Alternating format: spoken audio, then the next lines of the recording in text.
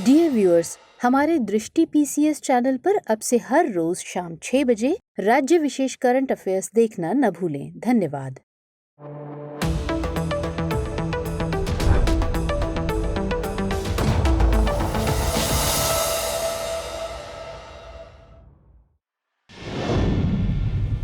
नमस्कार, दृष्टि आईएएस के टू द पॉइंट प्रोग्राम में आपका स्वागत है। आज का विशेष टॉपिक है केंद्रीय बजट 2022-23।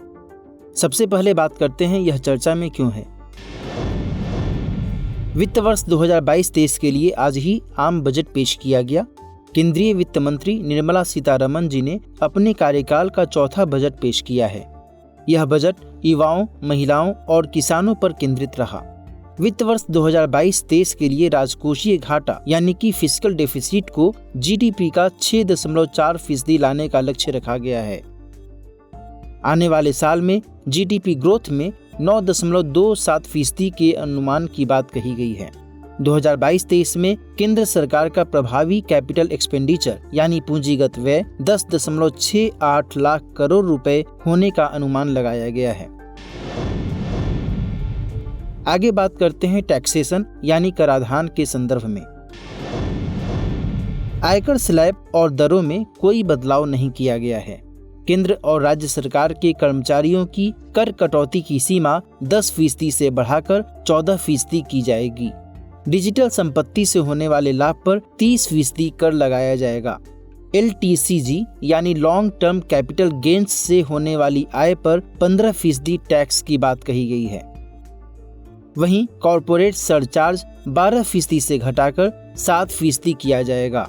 गैर सूचीबद्ध शेयरों पर सरचार्ज यानी अधिभार 28.5% से घटाकर 23% किया गया है। आगे बात करते हैं सरकार की प्राप्तियों यानी रिसीट्स में विभिन्न आइटम्स की हिस्सेदारी कैसी रही है। सबसे अधिक हिस्सेदारी यहाँ पर देखी जाए तो उधार और अन्य देयताओं के कॉन्टेक्स्ट में देखी जा रही है 35%। इसके बाद जीएसटी में 16% की हिस्सेदारी, इसके बाद निगम कर में 15% की हिस्सेदारी, इसके बाद आयकर में भी 15% की हिस्सेदारी, इसके बाद केंद्रीय उत्पाद शुल्क में 7% की हिस्सेदारी, इसके बाद गैर कर राजस्व कस्टम्स में क्रमशः 5-5% की हिस्सेदारी देखी गई है और सबसे अंत में गैर ऋण पूंजीगत प्राप्तियों में हिस्सेदारी 2% आंकी गई है। वहीं सरकार के खर्चे की बात करें तो सबसे अधिक ब्याज भुगतान के स्तर पर 20% हिस्सेदारी देखी गई है। इसके अलावा करों एवं शुल्कों में राज्य का हिस्सा 17% आंका गया है। इसके साथ साथ केंद्रीय क्षेत्र की स्कीम में 15%, वित्त आयोग और अन्य अंतरण में 10%, इसके बाद केंद्रीय प्रायोजित स्कीम और अन्य व्यय में क्रमशः 9% की हिस्सेदारी तय की गई है। इसके अलावा रक्षा क्षेत्र में 8% और सब्सिडी में भी 8% की बात कही गई है। इसके अंत में पेंशन में 4% की बात कही गई है। यह रहा सरकार के खर्चे का एक आकलन। आगे बात करते हैं नई पहलों के कॉन्टेक्स्ट में इस बजट में क्या कुछ खास कहा गया है। आरबीआई द्वारा जल्द ही डिजिटल रुपया जारी किया जाएगा। इसके साथ साथ विभिन्न राज्यों के लिए 5 नदी जोड़ों परियोजनाएं दमन गंगा पिंजल, पार तापी नर्मदा, गोदावरी कृष्णा, कृष्णा पेन्नार और पेन्नार कावेरी पर भी काम किए जाने की बात कही गई है। उत्तर पूर्व परिषद के जरिए prime ministers development initiative for north eastern region नाम से एक नई परियोजना संचालित की जाएगी। वहीं विश्व स्तरीय इंफ्रास्ट्रक्चर बनाने के लिए गति शक्ति मास्टर प्लान तैयार किया जाएगा। 2022-23 में PPP मॉडल में 4 स्थानों पर मल्टी मॉडल लॉजिस्टिक पार्क की शुरुआत की बात कही गई है। मल्टी मॉडल लॉजिस्टिक सुविधाओं के लिए 100 PM गतिशक्ति कार्गो टर्मिनल्स की व्यवस्था रहेगी। दुर्गम पहाड़ी क्षेत्रों के लिए राष्ट्रीय रोप वे विकास कार्यक्रम की बात बजट में की गई है। स्पेशल इकोनॉमिक्स जोन्स एक्ट में जल्द ही बदलाव की बात भी कही गई है। एनिमेशन गेमिंग टास्क फोर्स का गठन किया जाएगा। 2022-23 से ई पासपोर्ट भी जारी किए जाएंगे।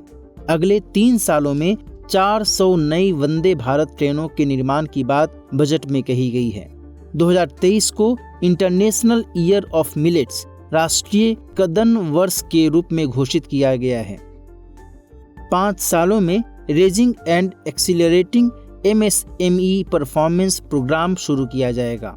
मानसिक स्वास्थ्य के समाधान की दिशा में एक नेशनल टेलीमेंटल हेल्थ प्रोग्राम शुरू किया गया है।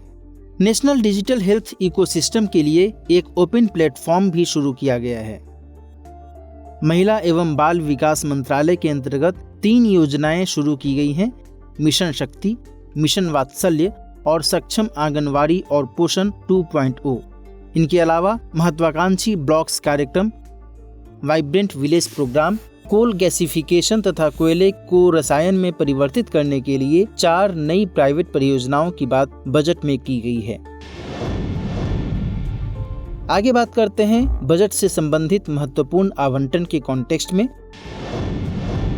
2022-23 में ग्रामीण और शहरी क्षेत्रों में PM आवास योजना के तहत 80 लाख घरों के निर्माण को पूरा करने के लिए 48,000 करोड़ रुपए आवंटित किए जाएंगे। निवेश में मदद के लिए राज्यों को 1 लाख करोड़ रुपए आवंटित किए जाएंगे। सौर मॉड्यूल के निर्माण के लिए 19,500 करोड़ रुपए का अतिरिक्त आवंटन इसमें किया गया है। रक्षा क्षेत्र में आत्मनिर्भरता को बढ़ावा देने के लिए पूंजीगत खरीद बजट का 68% घरेलू उद्योग के लिए निर्धारित किया गया है। नल से जल योजना के लिए 60,000 करोड़ रुपए का आवंटन किया गया है और वहीं 44,605 करोड़ रुपए की अनुमानित लागत से केन बेतवा लिंक परियोजना को लागू किया जाएगा। आगे बात करते हैं बजट से संबंधित अन्य महत्वपूर्ण तथ्यों की। आपातकालीन क्रेडिट लाइन गारंटी योजना ECLGS को मार्च 2023 तक बढ़ाया जाएगा। Credit guarantee trust for micro and small enterprises scheme यानी CGTMSE में सुधार की बात भी कही गई है। राष्ट्रीय डिजिटल स्वास्थ्य पारिस्थितिकी तंत्र के लिए एक खुला मंच तैयार किया जाएगा। कृषि ग्रामीण स्टार्टअप के वित्त पोषण के लिए कोष स्थापित किया जाएगा। गुणवत्ता परक शिक्षा का सार्वभौमिकरण करने की बात की गई है। PME विद्या के 1 क्लास 1 टीवी चैनल कार्यक्रम का विस्तार 200 टीवी चैनलों तक किया जाएगा। 2022-23 में विज्ञान और गणित में 750 वर्चुअल लैब्स और सिमुलेटेड लर्निंग एनवायरनमेंट के लिए 75 स्किलिंग लैब्स की स्थापना की जाएगी। एक डिजिटल विश्वविद्यालय की स्थापना भी की जाएगी। अब नोट करते हैं इस पूरे टॉपिक पर आधारित प्रश्न है, केंद्रीय बजट 2022-23 के संदर्भ में निम्नलिखित कथनों पर विचार कीजिए। कथन 1, वित्त वर्ष 2022-23 के लिए राजकोषीय घाटे को GDP का 4.6% लाने का लक्ष्य रखा गया है। कथन 2, भारत में डिजिटल रुपए को पंजाब नेशनल बैंक द्वारा जारी किया जाएगा। उपरोक्त में से कौन सा या से कथन सही है या फिर हैं? केवल 1, केवल 2, 1 और 2 दोनों, न तो 1 और न ही 2।